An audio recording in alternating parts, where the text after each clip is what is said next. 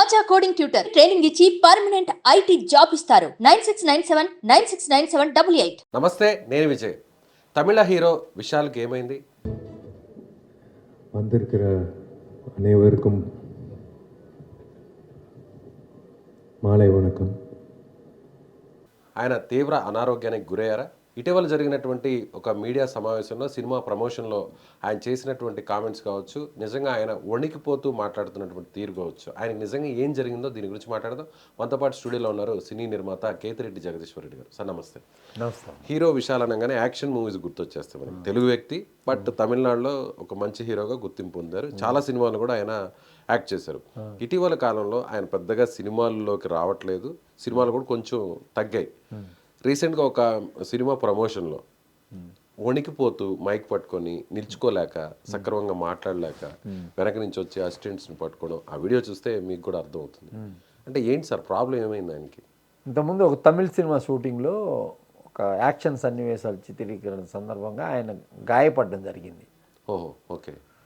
ఆ గాయం పడిన తర్వాత అది న్యూరోకి సంబంధించిన ప్రాబ్లం వచ్చి, దాంట్లో నుంచి అదే న్యూరో ప్రాబ్లం నుంచి జ్వరం వైరల్ ఫీవర్ లాంటిది వచ్చి ఆ రకమైన ఇబ్బంది పడుతున్నాడని చెప్పి తెలుస్తుంది.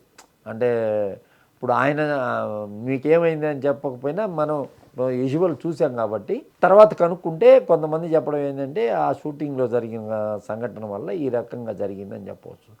వారి తల్లిదండ్రులు అందరూ కూడా ఇది జీకే రెడ్డి గారని ఆంధ్ర ప్రాంతానికి చెందిన ఆయన. వాళ్ళు అక్కడ ఎక్స్పోర్ట్ బిజినెస్ చాలా రోజులు చిన్నప్పటి నుంచి అక్కడ ఈ సినిమా వాళ్ళ నాన్న కూడా సినిమాల్లో యాక్ట్ చేసేవాడు. ప్రొడ్యూసర్ కూడా ఉన్నాడు అనమాట. వీళ్ళ బ్రదర్ కూడా ప్రొడ్యూసర్. వీళ్ళ బ్రదర్ ప్రొడ్యూసర్ అంటే విశాల్ సినిమాలే ప్రొడ్యూస్ చేసేవాడు, బయట సినిమాలు లేదనమాట. వాళ్ళ మదర్ కూడా కొంచెం ఈ ఆర్టిస్టిక్ అంటే కొంచెం ఆమెకి కూడా కొంచెం ఇంట్రెస్ట్గా ఉంటుండేది. ఆమె air hostess. First air hostess అయితే లవ్ మ్యారేజ్ చేసుకున్నాడు వాళ్ళ నాన్న. వాళ్ళు ఇద్దరు కొడుకులు, మంచి ఫ్యామిలీ, బాగానే చేస్తూ ఉంటారు. ఆయన సినిమా ఫీల్డ్ అంటే వాళ్ళు ఎక్స్పోర్ట్ అనమాట. ఈ షర్ట్లు ఎక్స్పోర్ట్ ఎక్కువ ఉంటుంది కదా, మన మద్రాస్ నుంచి ఎక్కువగా ఈ షర్ట్లు ఎక్కువ ఎక్స్పోర్ట్ ఉంటాయి, బనియన్స్ షర్ట్లు. అవి ఆ ఎక్స్పోర్ట్ బిజినెస్ ఉండేటప్పుడు సినిమా వాళ్ళతో ఎక్కువ సంబంధాలు ఉంటే కోడి రామకృష్ణతో ఉంటే ఇంటి గుట్టు అనే సినిమాకు ఏదో దాంట్లో ఈయన ఒక మేజర్ క్యారెక్టర్ వేసి ప్రొడ్యూసర్గా ఉన్నాడు. ఆ తర్వాత సూర్యన్ అని ఒక సినిమా తీశాడు. అది వచ్చి శరత్ కుమార్ హీరోగా సినిమా తీశాడు. అది మంచి హిట్ అయింది. అలాగా వాళ్ళు సినిమా ఫీల్డ్లోనే ఉన్నారనమాట. విశాల్ కూడా అన్ని పదవులు అలంకరించాడు అనమాట. నడిగర్ సంఘంలో కూడా ప్రధాన కార్యదర్శిగా పనిచేశారు. అప్పుడు చాలా కాంట్రవర్సీస్ నడిచాయి. ఆ ఓట్ల లెక్కింపును కూడా కోర్టు ద్వారా తీసుకొచ్చి అప్పుడు లెక్కింపు జరిగింది. ఎప్పుడు కూడా ఏదన్నా కూడా సీరియస్గా రెస్పాండ్ అవుతారు, అగ్రెసివ్గా ఉంటారు. కానీ అలాంటి వ్యక్తి సడన్గా ఇలా చిన్న వయసులోనే ఇలా అయిపోవడం అంటే అది తాత్కాలికమైనటువంటి అనారోగ్య సమస్య, లేదంటే నిజంగా అంత సివియారిటీ ఉన్నటువంటి ప్రాబ్లం? తాత్కాలికమే అనుకోవచ్చు. ఎందుకంటే ఇది సినిమా ప్రీ రిలీజ్ ఈవెంట్ కాబట్టి. సినిమా ప్రమోషన్ అంటే ఏ సినిమా ప్రమోషన్ సార్? మదగజ రాజా అని ఓకే, ఒక తమిళ్ ఫిలిం అనమాట. ఈయన సినిమానే, ఈయన యాక్ట్ చేశాడు. ఈయన పిక్చరే 12 సంవత్సరాల క్రితం నుంచి అది కోర్టులో ఆగిపోయింది. ఓకే. ఫైనాన్సర్కి బిట్వీన్ ఫైనాన్సర్కి వీళ్ళకి మధ్య సంఘర్షణలో అది ఆగిపోయింది. అది ఇప్పుడు కోర్టులో క్లియర్ అయింది. దాని సందర్భంగా నిన్న రావాల్సి వచ్చింది. అనారోగ్యంలో ఉన్నా రావాల్సిన పరిస్థితి. తాత్కాలికమే అని అంటున్నది. ఎందుకంటే మెడికల్ సైన్స్ పెరిగిపోయింది కదా, ఎక్కడున్నా వాళ్ళకి డబ్బులు బాగుంటాయి కాబట్టి ఎక్కడైనా ఏదో ఒకటి చేపించుకోగలుగుతారు. ఇదంతా తాత్కాలికమే అని చెప్తా ఉన్నారనమాట సినిమా. ఇప్పుడు మీరు ఆల్రెడీ కూడా తమిళ ఇండస్ట్రీతో కూడా మంచి టచ్లో ఉంటారు. సో మెదడుకి కంటికి ఉన్నటువంటి నరాలకు వచ్చిన సమస్య అనేది మనం మీడియాలో కూడా చూస్తున్నాం, చాలా వార్తలు కూడా విన్నాం. నిజంగా ఆ సమస్య అంత పెద్ద ఆలోచించాల్సిన ఇది కాదంటారా? యాక్చువల్గా బేసిక్గా ఏంటంటే కుర్రాడే కాబట్టి ఆల్రెడీ ఇప్పుడు కొంచెం ఇంతకుముందు మొన్నటి వరకు అతను బయట ఏం జరిగింది అనేది ఎవరికి తెలియదు. ఈ మీడియా ప్రమోషన్ లో ఆ వీడియో బయటకు వచ్చిన తర్వాత అప్పుడు అందరికి అసలు ఏమైంది, విషయాలకి ఏమైంది, ఆ విషయాలు మొన్నటి వరకు అసలు అంతకుముందు వెరీ యాక్టివ్గా ఉండేవాడు. రాజకీయ పార్టీ పెట్టాలని ఒక నేపథ్యంలో ఉండేవాడు.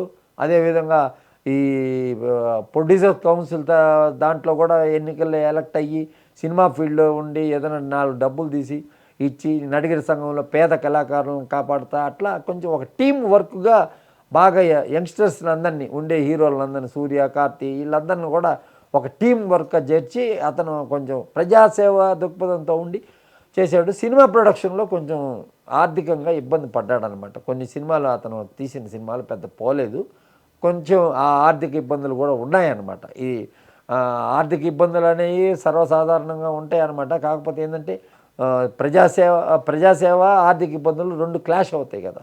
కాబట్టి ఏంటంటే ఈ మధ్యకాలంలో అతను వెరీ యాక్టివ్గా ఎక్కడ కూడా వస్తున్న దాఖలాలు లేవు.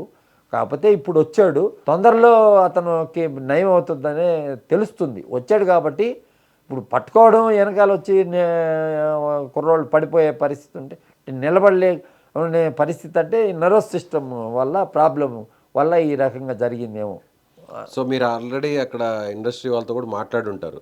సో మీకు వచ్చిన సమాచారం అయితే ఇది ఒక తాత్కాలికంగా ఉన్నటువంటి సమస్య, తాత్కాలికంగా ఉన్న సమస్య. ఒక్కొక్కరు ఏంటంటే అది ఇప్పుడు వచ్చిన నర్వస్ సిస్టమ్ ప్రాబ్లం వల్ల కిడ్నీ కూడా కొంచెం ప్రాబ్లం వచ్చింది. కిడ్నీ అక్కడి నుంచి జ్వరం వచ్చింది. All diseases related to one system కదా, ఆ సిస్టంలో పోతుంది అని చెప్పి చెప్తున్నారు. అది మనము ఎంతవరకు అంటే ఇప్పుడు అంత చెప్పేదే. ఇప్పుడు మనం పోయి అతన్ని చూడగలుగుతాం, అతన్ని పోయి చూసి ఆ ఫ్యామిలీతో మాకున్న సంబంధం ప్రకారం పోయి చూసి మనం సంధానించగలుగుతాం. కానీ నీకేమైంది అని మనం అడగలేం కదా. ఎట్లా అడిగి నాకేమైపోయిందని ఒక బాధ అనేది ఉంటుంది కదా. అంత యాక్టివ్గా ఉండి అంత మొన్నే ఒక సినిమా బాగా పోయిందనమాట. ఈ తమిళనాడు ఆంధ్ర బార్డర్ మీద ఒక సినిమా తీస్తే అది కొంచెం బాగానే పోయింది. చాలా రోజుల తర్వాత అంత మధ్యలో అన్ని సినిమాలు ఫ్లాప్ అయినాయి, మొన్న ఒక సినిమా బాగానే పోయింది. కాబట్టి ఏంటంటే విషయాలు ఏం పర్వాలేదు, అతను చాలా చేస్తున్నాడు, సామాజిక సేవలు అవి చేస్తున్నాడు. కాబట్టి విషయాలకి ఆరోగ్యం సరిగానే ఉంటుందని అనుకుంటున్నాం అందరు కూడా. సో ప్రజల బ్లెస్సింగ్స్ కూడా ఉంటాయి, నుంచి సాయం పొందినటువంటి వాళ్ళందరూ ఆశీర్వాదాలు ఉంటాయి. ఎందుకంటే రాష్ట్ర ప్రభుత్వాలు ఇస్తే కదా ఈ పింఛన్లు అని.